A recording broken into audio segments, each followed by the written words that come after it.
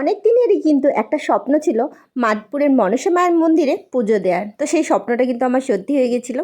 আর আমরা কিন্তু হঠাৎ করেই প্ল্যান করেছিলাম, যদিও বা আমার এক জায়ের মানসিক ছিল, সেই কারণেই আমাদের যাওয়া। তো সবাই মিলে দেখতে পাচ্ছি এখানে মাদপুর স্টেশনে পৌঁছে গেছিলাম। আর সত্যি বলছি এতটা হ্যাপি ছিলাম, কারণ দেখো অনেক দিনের এই ইচ্ছেটা ছিল, ইচ্ছেটা যখন পূরণ হলো কিন্তু ভীষণই ভালো লাগছিল। আর সেই দিন কিন্তু ওয়েদারটাও খুব সুন্দর ছিল। তবে মাদপুর যাওয়ার রাস্তায় ট্রেন থেকে নামার পর যে এই রাস্তাটা পড়ে না, এই রাস্তাটা কিন্তু ভীষণই খারাপ, অনেকটাই কষ্ট হচ্ছিলো টোটোয় করে যেতে। আর দেখতে পাচ্ছি এখানে মাঠও ছিল। তারপরে আমরা দেখো পৌঁছে গেছিলাম, আর জায়গাটা কিন্তু খুবই সুন্দর। আর এখানে পৌঁছানোর পর কিন্তু একটা ভীষণ বড় ঝিল ছিল, এই ঝিলে কিন্তু অনেকে স্নান করে পুজো দেয়, আর আমরা কিন্তু হাত পা ধুয়ে নিচ্ছিলাম। এখানে কিন্তু ঘেরা ছিল যাতে মানুষ বেশি দূরে না যেতে পারে। তো তারপরে এখানে আমরা কিন্তু পুজোর ডালা কিনে নিয়েছিলাম।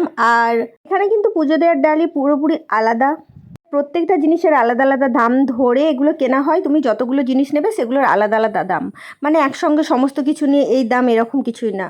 আমাদের কিন্তু একটা টুকুন কাটতে হতো, সেখানে কাটার পরে এখানে দেখতে পাচ্ছ মন্দিরে একদম পৌঁছে গেছি। আর তখনই কিন্তু বৃষ্টি শুরু হয়ে গেছিলো।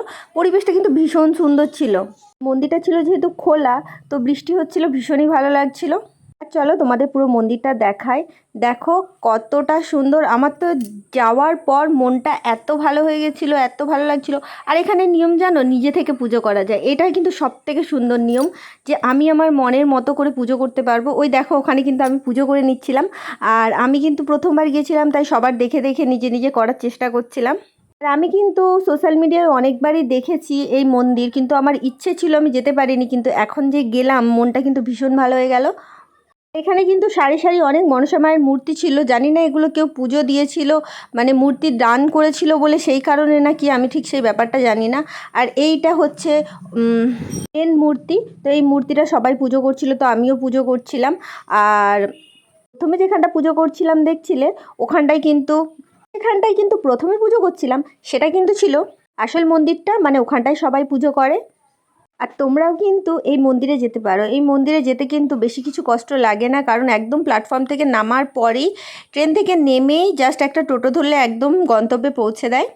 আর এখানে আমার মেয়ের অবস্থা দেখো একদম ভিজে গেছে। আর ভিডিওটা কিন্তু এতটাই ছিল, টাটা বন্ধুরা।